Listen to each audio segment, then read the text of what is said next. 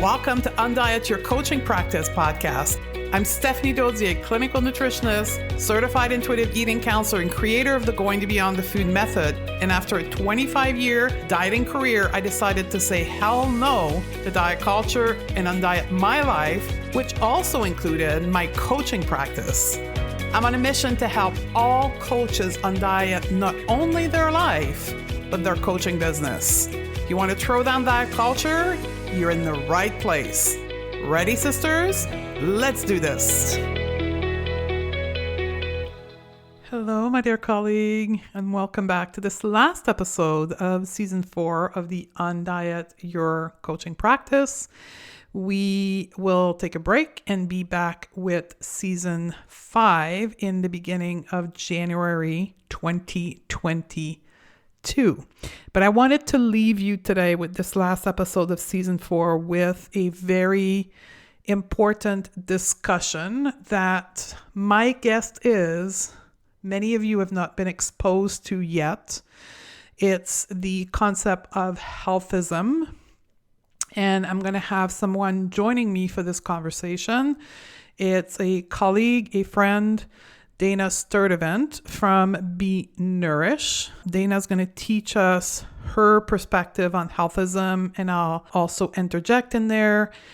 Dana is someone that's very important to the non-diet approach. I would highly encourage you to follow her. She's also a teacher inside the non-diet mentorship program. She teaches about the intersection between trauma and the non-diet approach. But today our focus is going to be on healthism. And I wanted, before we get into the interview, give you some background around the concept of healthism. I describe healthism as the upgraded version of diet culture, what I name as wellness culture. Healthism is similar. Instead of judging people on their weight, healthism judges people according to their health and their health status and their effort in order to be healthy. So in the same way that diet culture judges people on weight, this is around health. And it uses the same principle, the same methodology as diet culture, which is shame, guilt, discipline, in order to motivate people in order to achieve, quote, better health.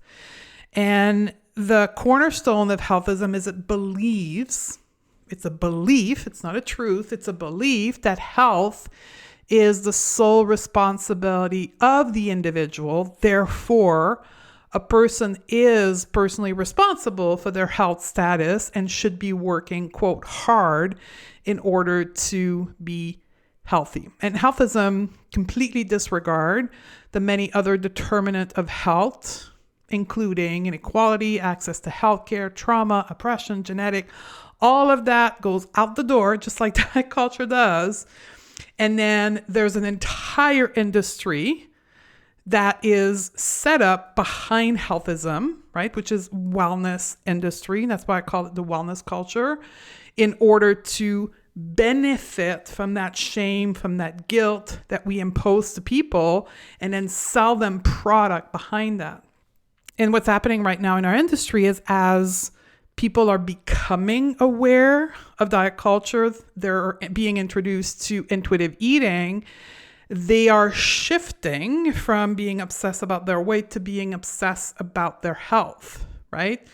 So we talked about that in the series, the 2-part series with Evelyn Triboli, when we talked about in volume 2, why intuitive eating is being co-opted more and more. It is because of healthism. So it's very important that as a practitioner, as a coach, as a professional, you understand the forces behind co-opting, the forces behind healthism, so that you can look in your own life and understand what are your own beliefs about health and how that playing into your own life, dismantling that so that you can teach, coach, and help your client dismantle that in their own life. From having worked teach and mentored professional for the last 3 years now, I can tell you this: 75% of people coming into my program, professional and coaches, are unaware that healthism plays a role in their life. They are unaware of what the true definition of health is and what forces plays into the concept of health. And they have to do the work to dismantle healthism in their own life. That's why this episode that you're going to listen to today, the interview part, is a mandatory requirement for all of our students when we come to our module on health at every size. So I wanted to bring this into the feed of our podcast because most of you are probably not been exposed to that conversation. You need to be. And I think it's going to spark a lot of thinking, a lot of realization for you as we leave season 4 behind. It's going to give you a month or so to think about this before we come forward with season 5. So without any further ado, we're going to roll right into this interview with Dana Sturtevant, and I'll see you on season 5.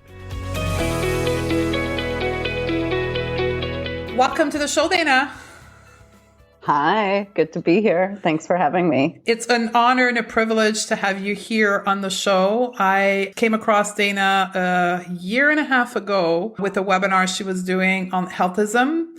And I've been a big fan since then of her and her organization. And we've been waiting to get her on the podcast, and it's finally here today. So great honor to have you with us. Oh, thank you. Thank you.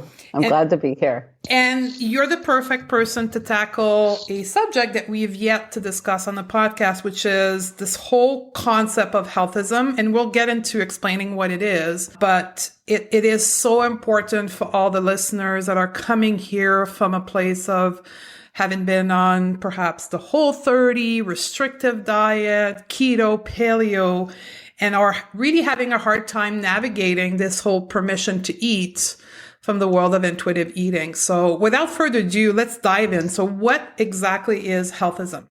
Oh, it's a big white question, right? We'll start with the big question. Health is a term that was first coined by Robert Crawford in 1980. So it's a concept that's been around for a while. And he defined it as the preoccupation with personal health as a primary, often the primary focus for the definition and achievement of well-being, a goal which is to be attained primarily through modification of lifestyles. So we see a lot of this lifestyle medicine, lifestyle specialist, a behavior specialist. So that's how Robert Crawford, who first came up with this word, defined it. A few things I'll say about the word healthism is that the ism on the end implies that it's an ideology and not a scientific subject. And really, when I think about healthism, I think about a couple of things. I think about how we live in a culture that believes our health is the be-all and end-all of our existence. And that if we are not pursuing health, there's something wrong with us, that we should feel morally obligated to pursue and perform health behaviors. And it's really a lot this belief that if you get sick, it's your fault.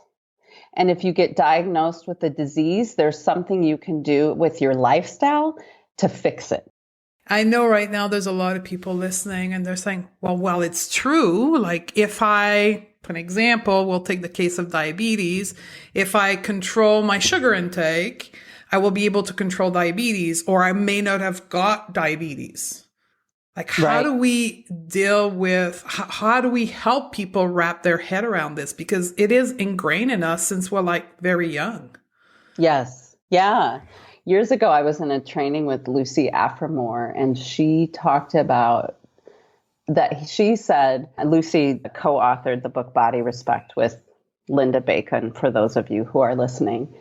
And she said that a better term for metabolic syndrome would be oppression syndrome. Ooh. That being faced, like people of color being faced with racism on a daily basis, microaggressions around race on a daily basis, people living in poverty, people exposed to toxins, that these factors, being paid a poor wage, these factors impact health more than lifestyle. That we live in a culture that sees health as the property and responsibility of the individual, and that's our medical complex. And while ignoring the social determinants of health. And lifestyle behaviors can account for something like 5 to 25% of the difference that we see in health markers. But we live in a culture that talks like lifestyle, like 95% of diseases are lifestyle related. And so I think, companies are getting out of taking a wider lens view of how we help people with their health when we just solely rely on personal responsibility and lifestyle rhetoric around controlling illness. That's not to say that somebody with diabetes, there are some things that they could do to help them manage their blood sugars to reduce the risk of having some of the secondary complications related to diabetes. And I think the field of diabetes has really fucked people up when it comes to their relationship with food and their bodies. And if people didn't have disordered eating before they were diagnosed with diabetes, they're certainly going to have some disordered eating after their diagnosis, because people are going to start to food police them. We have these diabetes police. We have a lot of misinformation out there about diabetes and what helps people manage their blood sugars. Like a lot of people say, you shouldn't be eating that, or you can't eat sugar, and all of these things that actually aren't true. And so, again, I think Healthism has the medical complex and nutritionists and really falling back on lifestyle rhetoric while ignoring the social determinants of health, which have a far greater impact on people's health and well-being than their diet. There's even been some research to show that on the Mediterranean diet, there was a study done in 2017. It was a pretty large study, and it was published in the International Journal of Epidemiology. And they found that the Mediterranean diet, this is just one example, that the Mediterranean diet reduces the risk of cardiovascular disease, but only if you are rich or highly educated. Oh. So we can, we might sit here and talk about the Mediterranean diet and it being like the health, but if you live in poverty, it doesn't matter if you're eating the Mediterranean diet. Because of the oppression and I guess the stress that it caused on the human body? Yes, the allostatic load that they sometimes call it weathering. People, that have to face stigma and discrimination, that this has an impact on their well-being. And over time, there's a load that it carries and it impacts our health and well-being. Absolutely. Or even economical factor of living in poverty, right? Yep. Forget the fact that you can't buy as much vegetable as you would like. Just the simple fact that you're going from paycheck to paycheck, that has a huge load on our body, and that impacts our tissues and our biology. That's basically what you're saying. Yes, absolutely. And yet, the way medicine and people talk about it right now, it's all about lifestyle. And like, if you get sick, there's some kind, if you get diagnosed with a chronic illness, there's some magical way of eating. You must be allergic to something, or maybe you need to filter the water, or, there's something in your lifestyle that's done like that. We have control. I mean, at the end of the day, I think healthism is rampant in our society. And it's interesting that it was coined in 1980 because, good God, I live in the Pacific Northwest in the United States. This is the land of orthorexia, and orthorexia is probably going to be a diagnosable eating disorder someday. It's not really about weight. It's about morality and purity and cleanliness and eating, people who obsess about eating correctly. And I think when we look at healthism and why it's gotten worse since the term was coined is because people want to feel in control. We Yes. don't like to feel vulnerable. We want to believe that there's something we can do to prevent bad things from happening to us. And it creates a lot of hustling. And I'm not saying lifestyle doesn't have some impact on our health and well-being. And I like to tell people, like, you get to have a personal response, like you get to have a personal food philosophy and a way of eating that feels right to you and makes you feel good. Just keep it personal. It's yours. You don't have to share it with the world, But I think when people feel like they've found the answer, in air quotes, to the problem, whatever it is, sometimes it's the size of the body, sometimes it's an illness, that people want to get on pulpits and preach to the world that they found this magical answer to solve all of our problems. And I just think it's so much more complicated. Not to mention that the people who worry about this are primarily white people and privileged people. Exactly. Higher class people. Yep. Can we talk about this whole association between healthism and moral virtue? Because so I've been in practice now for 8 years, and I've had as I healed my own relationship to food, I've changed my practice. But what I have noticed is that people anchor around their health status from some type of worth, of moral virtue, moral value.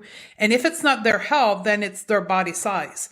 But we're seeking to find our worth either in our health or our body size or image. Yeah.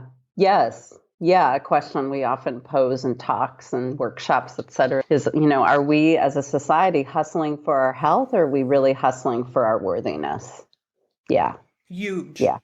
Yes, it's huge. And people who have orthorexia, again, the obsession with eating correctly and like this moral superiority, our culture tends to put people like that on pedestals. And it can be really hard when I'm working with someone and I'm suspecting that orthorexia is part of their eating disorder. It can be really hard for people to come to terms with that, because they get so much accolades and adoration around it. And even I was on social media and somebody put, what are you wanting to cultivate more of in the new year? And somebody put discipline. And I was like, ugh, fuck discipline. Ugh, it's such a gross word. And the person who had done the post, she's like, oh, I hate that word. And I was like, oh my gosh, I hate that word too. Well, it assumed you're not good enough.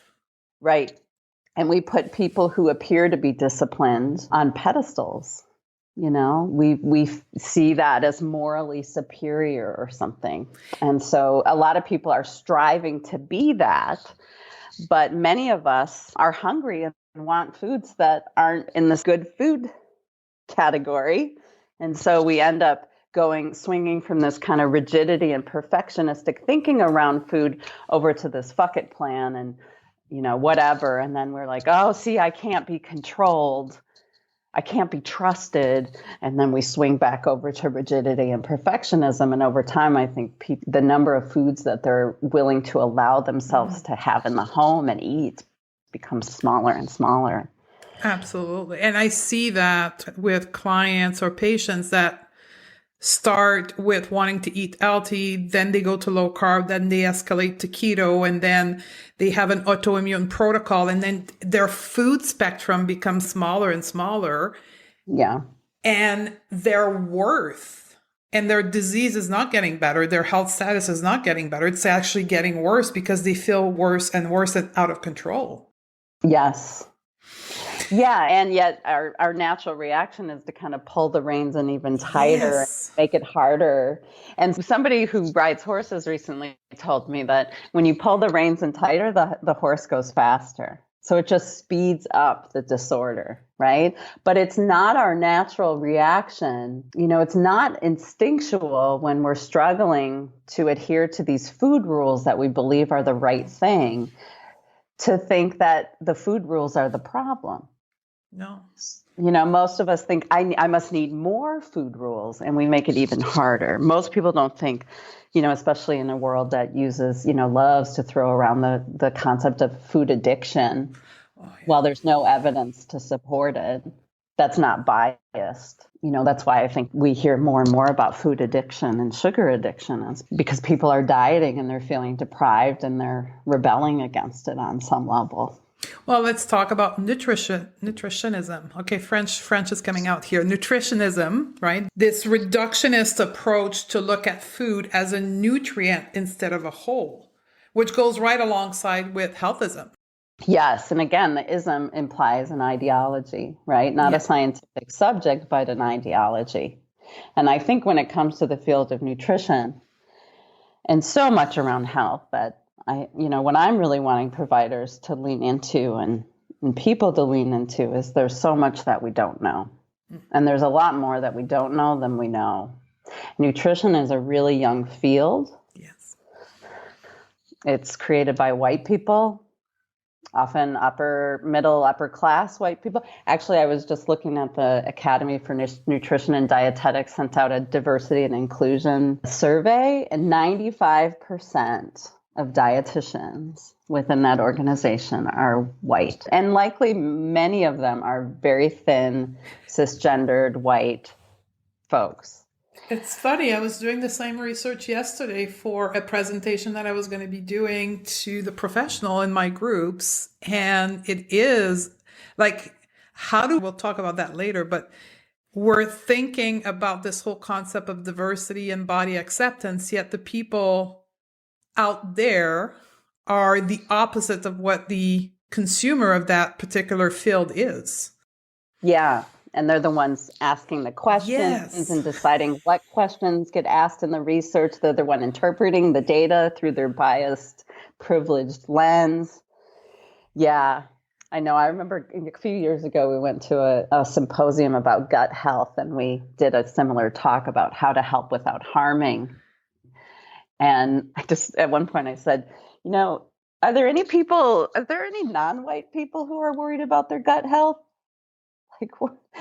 I don't see any people with marginalized identities in this room that are obsessed about gut health and worried about their guts and obsessing about their SIBO or whatever the diagnosis of the day is right now. And I think there's some interesting stuff coming out of this gut microbiome research, but again, it's really new. And people when it comes to health, we just love to jump on bandwagons. And we're so indoctrinated into diet culture that people don't even see keto as a fad, They see it as a healing protocol. Yeah. They don't see the Whole30 as a fad. They didn't see paleo as a fad. And I just learned that the person who created the Whole30 is just a lay person who had a heroin addiction and decided to put together this protocol. Yes. And doctors recommend Whole30. Back in the day, I don't know if they are anymore, but doctors are basically selling out to the dieting industry. So let's talk about that, because the people listening to this are somewhat familiar with diet culture and the notion of weight loss. But what we also need to understand is diet culture is not just selling the weight loss, but we're selling healthism. And I think it's Christy Harrison who calls it wellness diet. This new version of diet culture, which is exactly what you're describing, selling optimum health. Yes. Diet culture is a shapeshift. It is constantly shifting, and the dieting industry knows that the word diet has become a 4-letter word. They even know that saying weight loss is likely not a good thing anymore. Weight Watchers supposedly rebranded to WW, although I was driving the other day and I saw a Weight Watcher sign out front of a thing, and I was like, well, that's not a rebrand. I thought you rebranded. I thought you weren't about weight anymore, Weight Watchers, and yet here's your sign that says Weight Watchers, come in. So I think, the other thing I want to say is that many of the people that have come to me for 15 years for help with their relationship with food and their bodies believe that they gave up dieting ages ago and that they've just been trying to eat healthier or watch what they eat. Can we talk about that, please? Yes. And what they don't, when we look at the qualities of a dieting mind, they look up at me and they go, "Oh my God, I've been dieting this whole time." And I'm like, yes, there's a mindset that we cultivate, and our culture very much has this dieting mindset where we think of calories as good, and we think more about calories and making up for foods. We judge a day of eating as good or bad.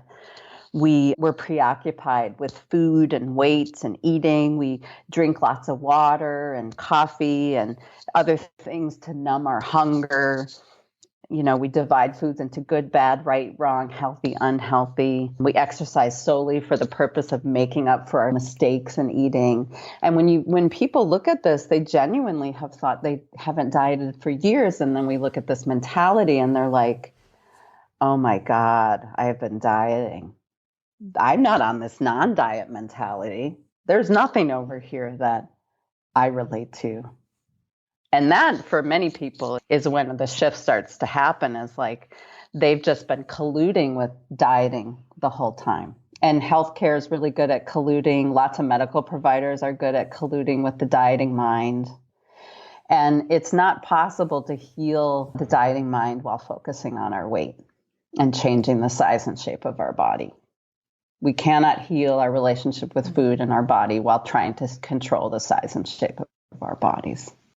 Can we heal our relationship to food while trying to heal our health condition with food? It's complicated. Sometimes Yes. we say not now, because there's some foundational healing that has to occur for people to be able to move towards health behaviors without colluding with the dieting mind. And so sometimes, no, we can't hold that up. And that's a lot of times our talks on, ethical considerations and treatment planning is really encouraging providers to not just throw out dietary advice willy-nilly. When we mess with people's food, we mess with their lives. We mess with their culture. We mess with their history. We mess with their minds, right? We animals go to a trough and feed. Human beings sit at a table and dine together. We grieve through food. We celebrate through food. We know more about our culture from food. And so to dumb it down to its nutrients and rob it of any meaning is unethical and harmful. And even when I've had clients who told their doctors that they have a history of an eating disorder or an active eating disorder, providers will throw out dietary recommendations anyway, not realizing that many people need to heal before they can start to move towards some of these health behaviors without it being rooted in their eating disorder. And eating disorders are life-threatening conditions. Right? Like I had a client who had small intestinal bacterial overgrowth, the SIBO, right? She's had a long history of an eating disorder she's been hospitalized, in and out of treatment for years, but still actively engaged in her eating disorder, was diagnosed with SIBO, and the providers wanted to give her a nutrition protocol. And I said, absolutely not. SIBO will not kill her. Her eating disorder will kill her. She has almost died multiple times. You don't just throw out a nutrition protocol for something that can be managed with an antibiotic or something. Yeah. And so now I'm getting in my rant phase, and I'm going to pause and breathe and see what you want to say or share. Well, I think what I want to ask and I want us to reflect on is what's driving this. Because if we look back, 150 years ago, this whole concept of chasing health and optimum health and food as medicine, nutritionism, none of that was existing, right? This is a fairly new concept in our society, and it's not even across the world. It's only in first world country where we can afford to be picky about our food and eating a certain way. For millions of other people, they don't have that choice in front of them. So what really drives that in our culture, our society here, that we are spending so much time and focus on our health instead of light? It's hard to say. I think class is really wrapped up in this. Like when we look at, higher class Yeah. people who make more money, like when you're not worried about getting your basic needs met, right? There's more time. And I've been wanting to do a rant on Facebook about how nutrition is not a hobby. And if nutrition is your hobby, you need a new hobby. Oh, please do the Do you know rant what here. Yeah. Like nutrition is not a hobby. And we are willing to take nutrition advice from people who have no background information about it, who just have read books written by people who've had 3 hours of a nutrition class, right? So I like the fact that, we wouldn't take our car to somebody who's not a mechanic, but we're willing to like take nutrition advice from somebody who created the Whole30 who has no background in nutrition other than maybe it's a hobby, but has never studied biochemistry, doesn't have any kind of degree in the science. Not that some of the science that I was going to say. my degree is problematic. I mean, Or doesn't have any training in the psychology of eating or understand the impact of food beyond nutritionism, right? Yeah. So, coming back to your question, like, why has it gotten so bad? Yeah. I don't know. I think our preoccupation with thinness. Yeah. And as our society, over time, they've adjusted the BMIs and like magically overnight, like hundreds of thousands of people became, one of the O words. I'm not going to say it. I don't use the O words, but by definition became, pathologized by their body size overnight because they made their BMI requirements smaller and harder to get into the normal BMI range, quote unquote normal. I'm not a big fan of the word normal, but I think our preoccupation with thinness and this kind of the war on people's size and the preoccupation with the thin ideal under the guise of health is probably the biggest thing. And people, struggling with shame. I think we have an epidemic of shame. I know Brene Brown has said that, the addiction of the century is perfectionism. And I think, for some of us who maybe have more disposable income, more privilege, that we can spend time on these things. We can have nutrition as a hobby. And then we love to get up on our pulpits and preach. It's like a religion right now. Like when new dietitians reach out, people who want to study nutrition reach out to me to pick my brain and I can take you to coffee. I'm thinking about going. I'm like, girl, if you want to go into this field, you do not want to talk to me. You do not, because I would not go into this field if I could go back. Well, I think the way in which you practice, right, your field is in the way that you can truly help people, which is the whole relationship. Like you're going in healing how the current field is getting people sick, right? Psychologically, emotionally, disconnection. I think we just have to, like, for me, when I ask or when people ask about becoming a nutritionist, I'm like, do you truly understand how food works in a human? If you only think it's like micronutrients, it's like way beyond that. And if you're not willing to go there, then perhaps that's not the right field for you because you're just going to do more harm than good. Yes. And so many people don't go through the 4-year degree and get all the biochemistry background and take the anatomy and physiology and do the labs and all of that to really understand it. They go to like the 10-month certificate program where they get more focused on, these micronutrients and, pseudoscience. But even, I don't know in the United States, but is even psychology of eating taught now in the programs? I know in Canada it's not. I doubt it. It's just, I think it's just disordered people. Yes. Professing disordered shit. Yeah. And people without a nuanced analysis of all the factors that impact health and well-being. You could put 100 people, you can put 100 doctors in a room and ask them to define health. Mm. and they're not going to be able to agree on what the definition is. It's a really personal thing. And I think when people bring up that word to me, I'm like, well, tell me what you mean when you are saying you want to be healthier. What does that mean to you? Does that mean you want to have more connection in your life? Does that mean you want to have more energy? Does it mean you want to reduce your risk of disease? What does that mean? It's a word that we throw around. We amputate people's stomachs with bariatric surgery under the name of health. We sign people up for a lifetime of nutrient malabsorption under the guise of health.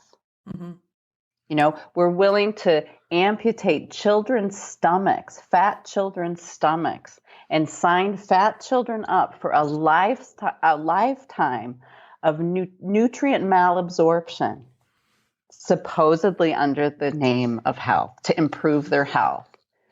It's such bullshit. If I can take a stab at my personal opinion as to why we're so obsessed, and then we'll Yes, go. I wanted to ask you. I'm curious to hear what you have to say. And it's going to get us into the other thing into which you teach very well. But for me is that we keep looking outside of ourselves for happiness.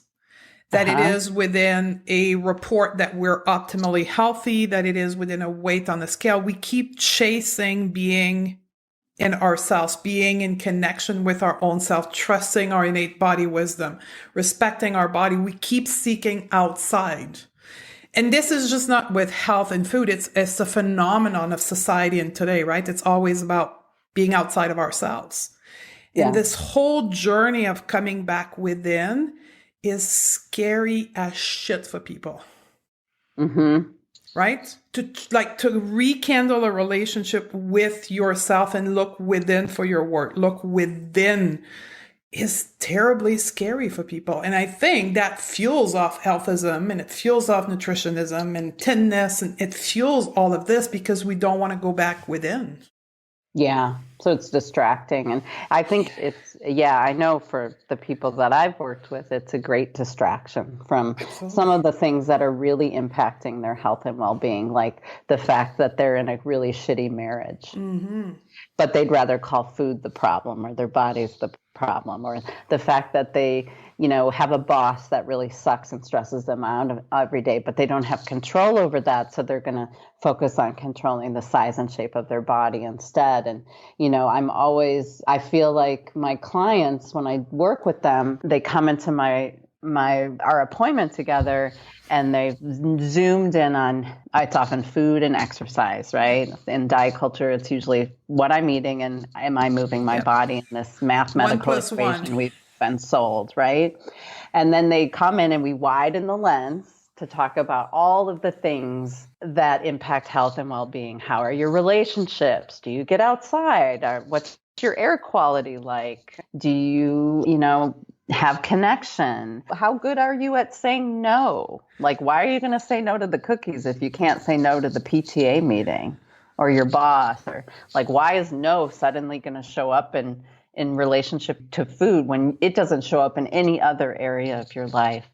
And then, so we widen the lens and look at health through a really wide lens: relational, spiritual, emotional, mental, physical. And then they go out in this world, and within 30 minutes of our appointment, they get all of this messaging and they zoom right back in on food and exercise. And then they come in and we widen the lens. And they go, oh yeah, that's right. And, and when we don't have very deep roots in this work, it's really easy to get a strong gust of fat phobia or diet culture or healthism, and it knocks you over and you really question yourself. People are going to gaslight you when you choose this approach. They're going to say, what are you talking about? That's not going to work. And what they mean work is you're not going to lose weight. Well, we don't know what's going to happen. Yes. Yeah. I like this strong wind of diet culture. That's exactly what happened, right? People will come in, they'll do a couple of weeks worth of work, then they disappear. They'll come back 6 months later, they'll start again. And it's, I did that myself when I healed my own relationship to food, right? Start and repeat until I had no choice but to fully see that it wasn't the truth.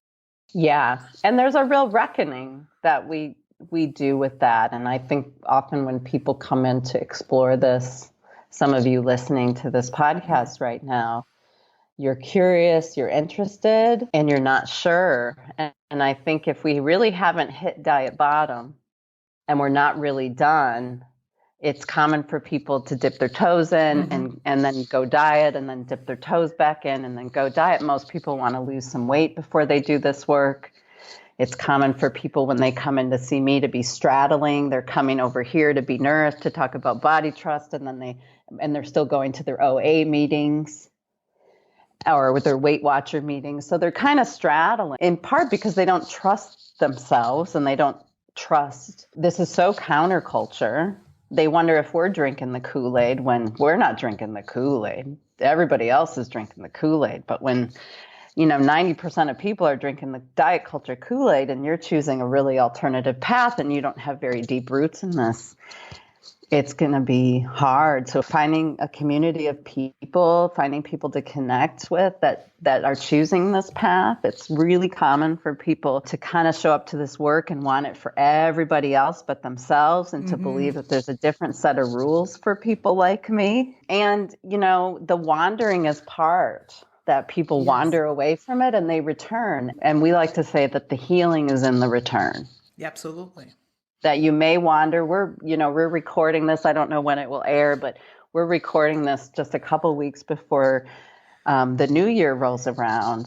And the siren song of the dieting industry is so loud right now. And everyone, like, the magical behavior change time of year is right around the corner and it's going to be different.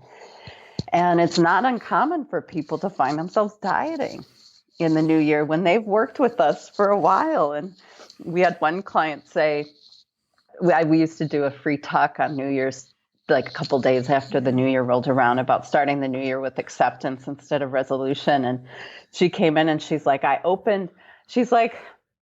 have to confess. And we're like, we'd known her for years. I mean, we said, what? She goes, they got me this year.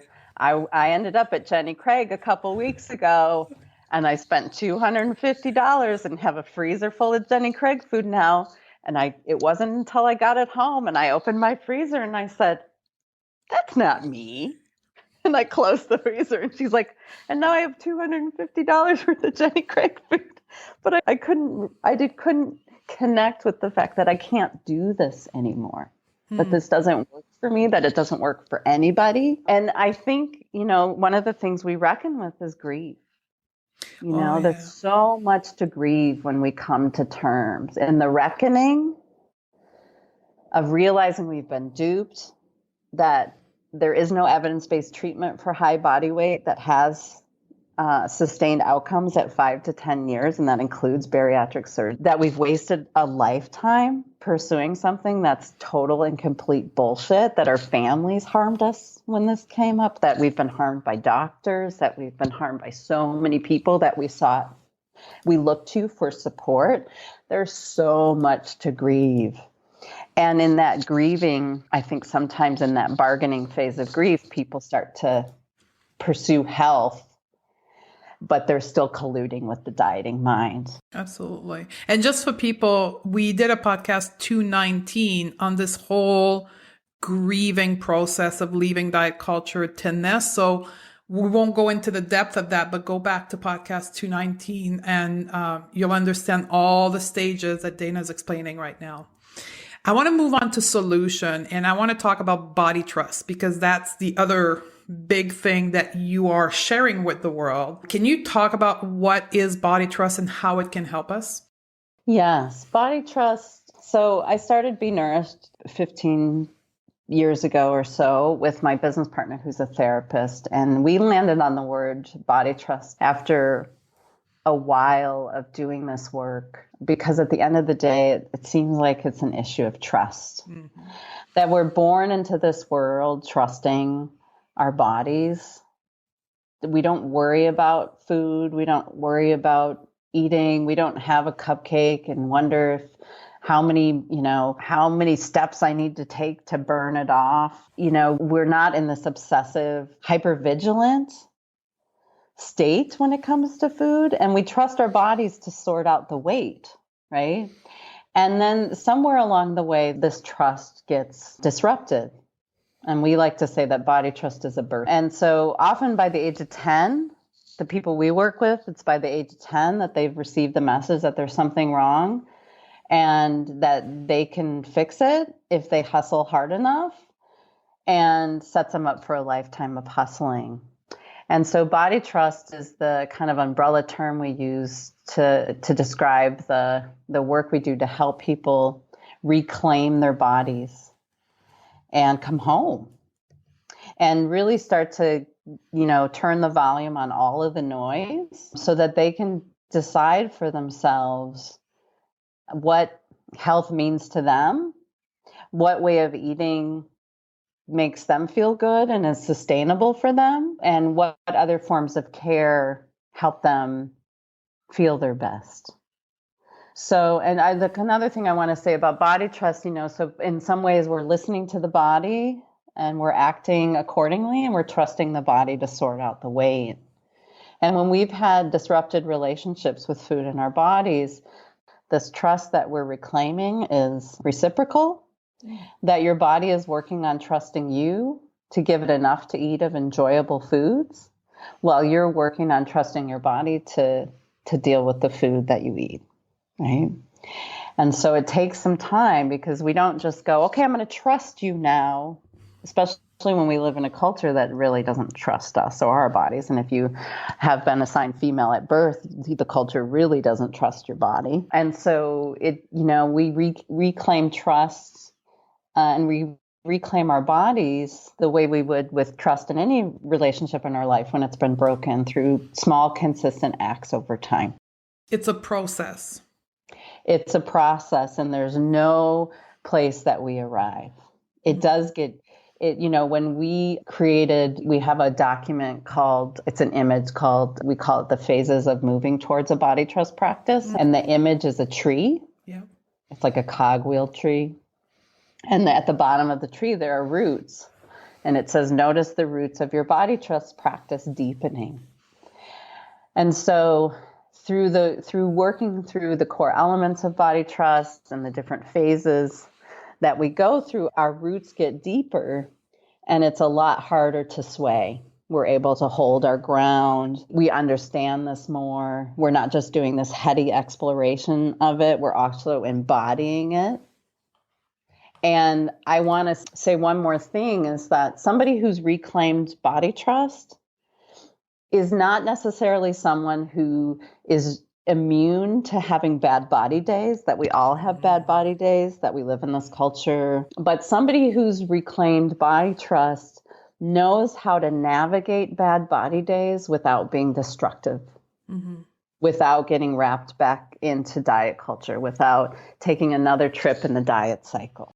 Can we define embodiment deeper? Because what I see often is that part of reclaiming our body trust and healing our relationship to food and body, we have to learn new intellectual processes and techniques and things of that nature, but we get stuck in the head and we don't actually drop it into the body, which is what's called embodiment. Yes.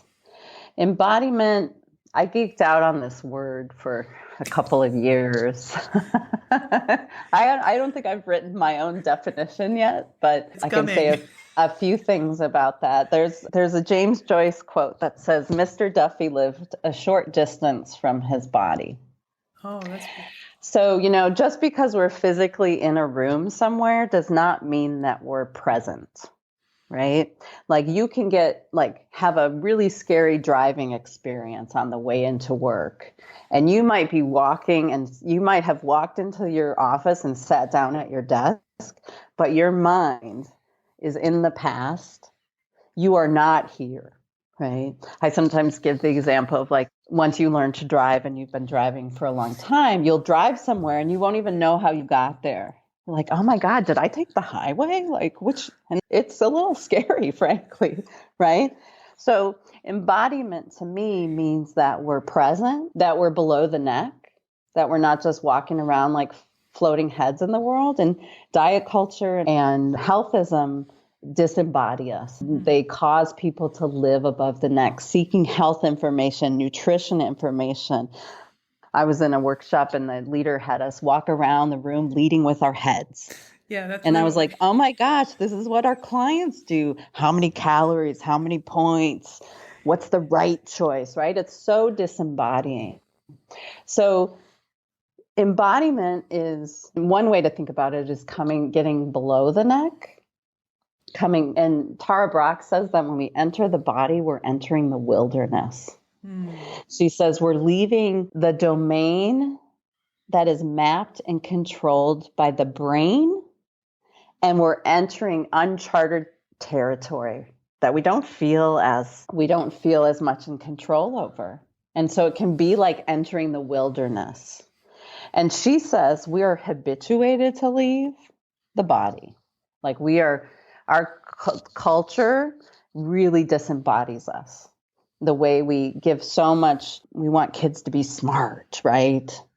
And, in the United States, we let go of all the PE classes and stuff to make room for the heady stuff, right? More brain stuff. And then, we have experiences, trauma, oppression, various experiences will also disrupt the connection from the body. And so for people with trauma histories, they're doing more trauma work, working with a somatic experience specialist, somatic movement specialist, somebody who can do some somatic work to help you start to feel things below your neck. Like sometimes the hands and feet are the least scary of things to feel sensation. But I think sometimes when people eat and feel food in their bellies, they panic because it's like they're suddenly aware of their body for the first time in a while.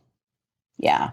Can we talk a little bit about trauma before we end the interview? Because this is something that is really important to us. We're trauma informed. We don't help, we're not somatic experiential trainers. So for me, we just did an interview with Irene Lyon. I don't know if you know her, but she teaches online a somatic experience trauma healing program. But I believe that the way in which bigger body people, I call myself fat, so I'm comfortable with that name, I have been traumatized because of my body size. I carry trauma. I've never been sexually abused, never been violently abused, but I have been traumatized because of bullying, name calling, my parents putting me on that is trauma to my body. Is that the same point of view you share as well? Yes, absolutely. Now, there's an ACEs study about adverse childhood experiences, and they don't count anything around racism, fat phobia, weight stigma, nothing like that is considered trauma. And so what they talked about in that study were having parents with addictions and having parents who are fighting all the time and moving a lot, and which are traumatic experiences. But yeah, we need to include systemic oppression, body terrorism, safety, walking around the world. Are you going to get, we want fat people to go to the gym where everybody's there trying not to be like them. Really? Are gyms really safe environments for people who don't adhere to narrow beauty standards? My clients can't walk down the street without being harassed. So there is an impact of those things over time. And sometimes they're more microaggressions and sometimes they're macroaggressions. And the cumulative effect of that over time impacts health. And, people who've studied weight stigma's impact on health have actually found that what we're blaming on weight is actually the stigma of living in a larger body is causing the high blood pressure and the blood sugar dysregulation, not the high body weight itself, but the fact that people who walk around in larger bodies are so stigmatized and pathologized. That is what's impacting their blood pressure and their blood sugars, not the weight. But we're not looking at that. Even the complications in pregnancy for higher weight people giving birth, we're not looking at the impacts of stigma on birth outcomes. Nobody is looking at that. They're just saying it's because she's fat. No, it's because she's stigmatized and not getting the health care that they need. And I know not everybody who gives birth is female, but for those of us assigned female at birth, that's traumatizing to walk around this world socialized as female in this hustle to disengage from our own desires to our desirability, right?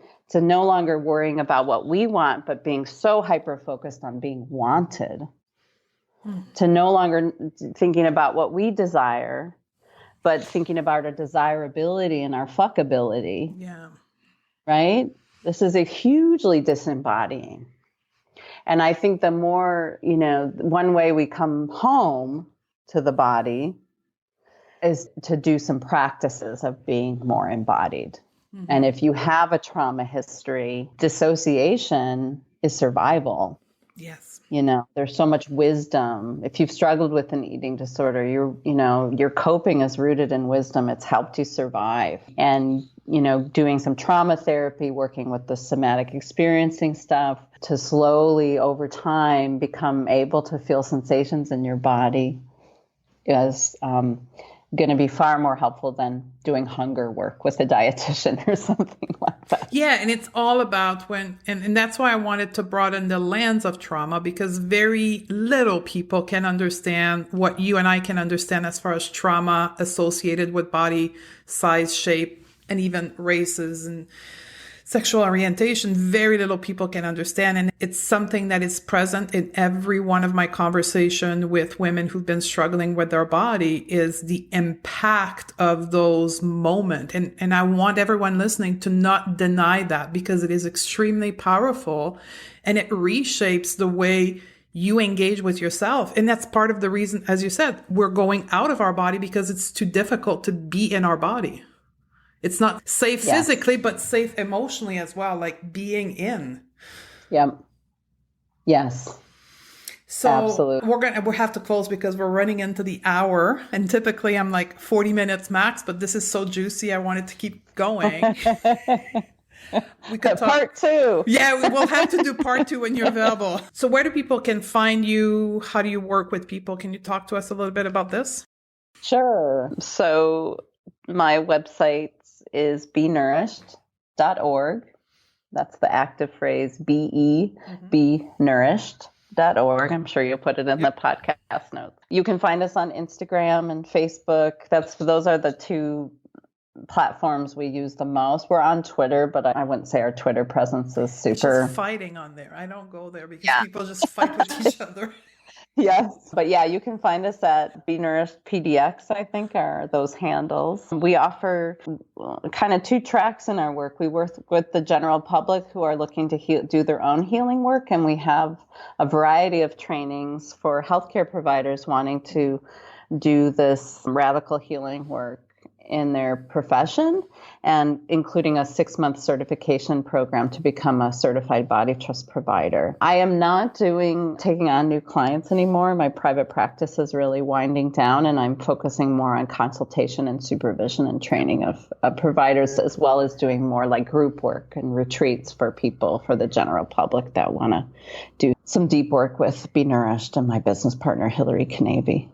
And I think it is needed because we have a huge uphill of training health practitioner in this field. And thank you for doing that work. And that's because and I always say to my colleagues, if we as practitioner can change our view and our practices, automatically thousands of people get affected by this. Right? Instead of affecting one single person at a time, we can quickly get through a lot of people. So thank you for doing this work. It is much needed. Oh, you're so welcome. Thank you for that. We'll put all the information into the show notes. And I know I follow you. I share a lot of your stuff on Instagram. So go and follow her. You and your organization have extremely thoughtful content that educate and moves people forward. So thank you for that as well. You're welcome. Thank you. It was nice to talk with you. And we'll do part 2 at some point. Okay. Thank you for being on the show. Good. Yes. Thank you for having me. Have a good day. Ready to shed diet culture from your practice and help more clients do the same? Awesome. We've got 3 resources to get you started. Simply go to stephaniedodier.com/pro series, all in one word, and access our 3 free training classes that are currently available. We also have a free PDF guide to intuitive eating, an article about the non-diet approach. We also offer a variety of paid programs throughout the year to support you in your journey to undiet your coaching practice. Join us at stephaniedodier.com/pro series, and I'll see you on the other side.